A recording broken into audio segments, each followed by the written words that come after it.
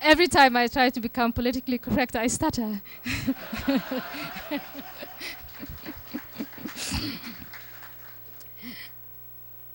One offering violent chaos and submission to the strongest, the other offering a controlled violence dictated by the laws of the Quran and submission to the will of Allah. My father rejoined my family in Kenya in 1991 when I was 22 years old. And one day he met a Somali exile at the mosque, a man called Somali, a Darot, and therefore a distant relative who lived in Canada and who was looking for a suitable, docile Somali bride to take home. The two of them struck a deal. And though I begged my father not to do it, I was married off to this man in a ceremony I refused to attend. My rights as a woman was such that my presence of consent was not required, and it was perfectly legal for my father to represent me in this unison, even against my will. On my way to Canada to join my new husband, I stopped over in Europe. I was shocked and amazed at the order, the cleanliness, and the kindness I found in this Western world. This nation of infidels. Women walked the streets with their arms and shoulders bare. They were not attacked, raped, or stoned. Men and women held hands, kissed in the streets. My world was turned upside down, like Alice in Wonderland, and I no longer knew what to think. I somehow found the courage to flee from my marriage, my family, and my clan, and I asked for asylum in Holland as a political refugee. I wasn't really a political refugee. You can't ask for asylum on the grounds of forced marriage, but the Dutch government gave me board and lodging, and I was ultimately given refugee status. I learned the Dutch language, I made Dutch friends, I worked as an interpreter, translating for Somalis in Dutch hospitals, women's shelters, schools and prisons, and seeing the misery of these immigrant women's lives. I saw them beaten, circumcised, and raped, this time in Amsterdam, in Rotterdam, and in Utrecht. I saw their ignorance and their mistrust of this Western society in which they found themselves, which was so eager to help, yet so incompetent to do so. I went to the University of Leiden to study political science. After everything I had seen, the chaos I had lived, and the contrast I saw every day between Somali immigrants and Dutch society, I wanted to find out why Holland, a land of infidels, may have peace and order when Somalis and Muslims did not. I read Spinoza, Popper, Bertrand Russell.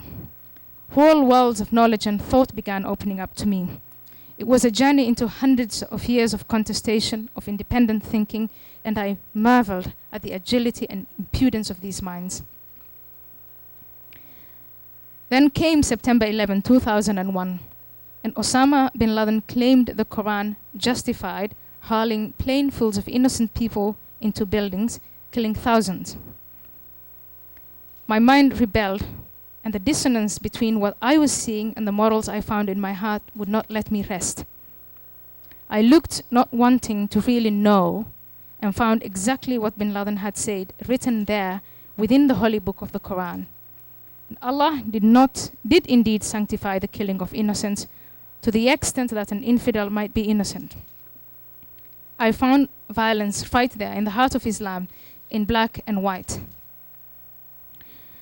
The world of prison can be uncomfortable. It does have the sense of community. It does not have the sense of community that you feel in a clan, be it cultural or religious.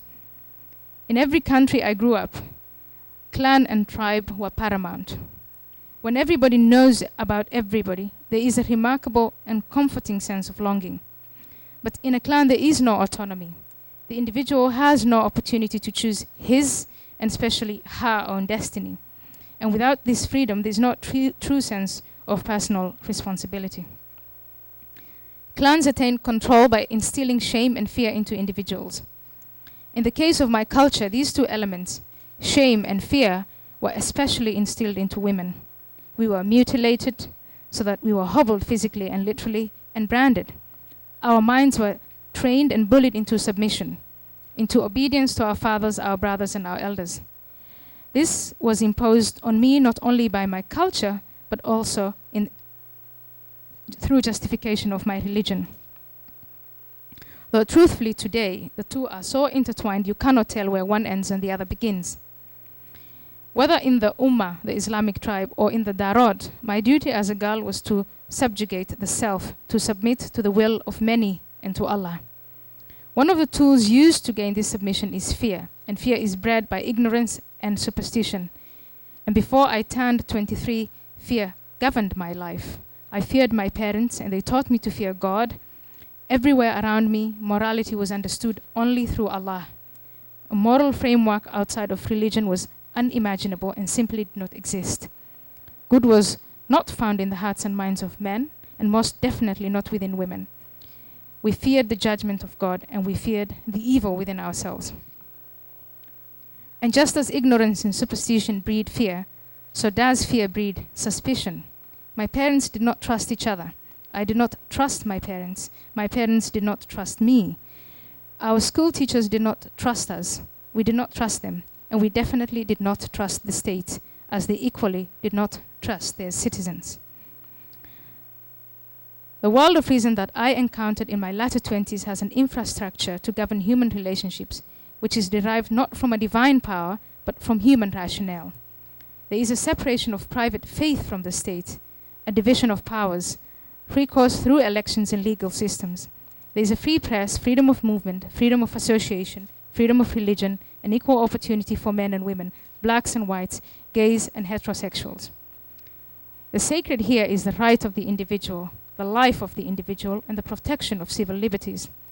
Without divine intervention, man is able to do good for his neighbor. Under secular law, we are able to grant freedom and independence without degenerating into violence and chaos. That is the world of reason I came to, and it is a great privilege. To live according to reason means to exercise independent thought in a society that is structured by discussion and which recognizes the rights of individuals to choose their own destiny. It is a world based on trust and equality. It's a much better place to live in than the world of faith, which is a world of submission and oppression. Many forget that by a secular state, we do not mean a state that forbids religion or favors one religion over others, but a state that allows people of different faiths to coexist, including those who choose not to have a faith in God. For immigrants into this world, acceptance of these secular conditions is often impossible, as it clashes too directly with their belief system. Friedrich Hayek put it so neatly: freedom is inseparable from responsibility. Having made the journey from faith to reason, both intellectually and culturally, I may say with conviction that society works better when governed by reason. Faith comes in many forms, and while the expression of morality may be subjective, human rights are not. No God, no religious text, no organized system of faith is better at dictating right and wrong than that compass we are born with in our heads, the instincts that are coded into our genes. I've seen much good come from man, but very little from God. If I must place my faith somewhere, I choose to place it in reason. And thank God I have the freedom to choose.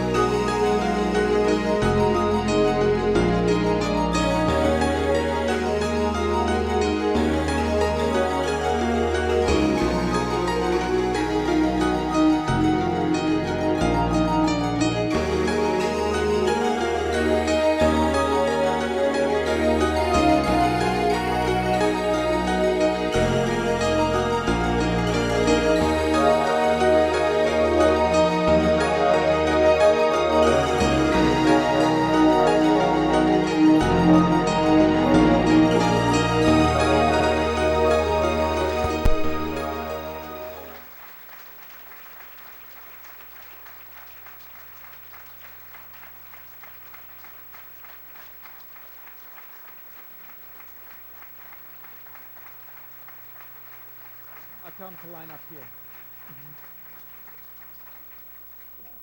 Thank you for a wonderful talk about your courageous life. People who would like to ask questions, can you please come up to the front and use the microphone here?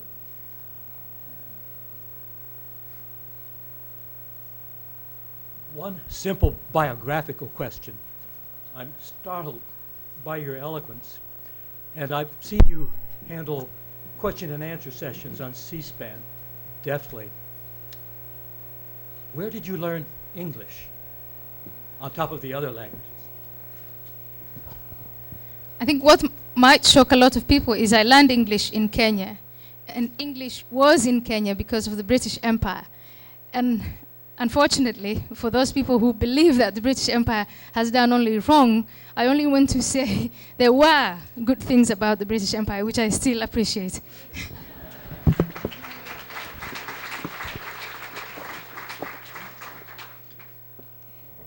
Matthew Chapman, one of the earlier speakers, I believe was the first in this convention to make a comment about the fact that women tend, well, let's put it this way, of atheists, more than 50% are men. And women often tend to be the most fervent believers and enforcers of religion in their own families. And you, coming from two different cultures, and I now count you as coming from Western culture as well because you've embraced it, and thank you. I wonder what light you can shed on this. I mean, basically my question is, what the hell? Why are women not atheists? We stand to lose the most from religion. In the world of reason that I encountered, those girls who are brought up to become independent and self-reliant and follow a path that makes them believe that once they grow up, they can shape their own destiny. I see no difference between men and women. But in a world of faith, where girls are indoctrinated to believe in their own submission, those women who, in talking in Charles Darwin's terms, become very successful in surviving in that coercive and oppressive environment, tend to become almost fundamentalist, more fundamentalist than the men in preserving that. It is what they know, it's where they derive their power from. And there are two different forms of power, and there's the colors, manly, testosterone-driven sort of power that we all recognize as violence. But there's also the manipulative, mothers-in-laws trying to force their daughters-in-laws to do things that they dreaded and disliked to be done to them. Grandmothers circumcising their daughters. The whole point of honor killings, it's all women who gossip and who go and tell the menfolk, your daughter was seen there and that by that and that, she was holding hands with a man, and so on and so forth. So yes, I am a witness to more women embracing superstition than men. But once all individuals are free to make their own choices, and you're free from the fear of hell, and the women I encountered in the Netherlands, in a free context, but then, for instance, from Somalia, who decided to stay in environments that were violent and abusive to them, they all based their reason for staying in that environment by saying, I don't care about my husband beating me. I have to bear with that. What I truly fear is God and the hereafter.